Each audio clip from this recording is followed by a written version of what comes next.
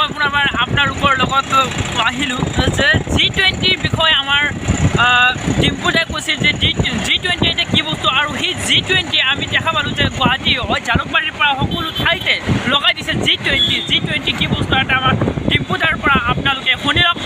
Chairman হৈছে নৰেন্দ্ৰ মোদী এই কাৰণে G20ৰ প্ৰেচিডেণ্ট, কাৰণ এইবাৰ G20 সামিট ইণ্ডিয়াত হৈ আছে। অহাবাৰ বেলেগ দেশত হ'ব, ক'ত হ'ব বাৰু লিখাই আছে, লিষ্ট আছে। তাৰ PM বা তাৰ প্ৰেচিডেণ্ট G20ৰ প্ৰেচিডেণ্ট হ'ব।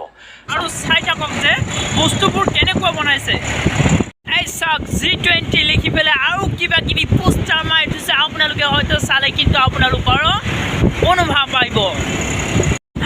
এইটো চাওক G20 লিখি পেলাই পোষ্টাৰ বেনাৰ চব মাৰি দিছে।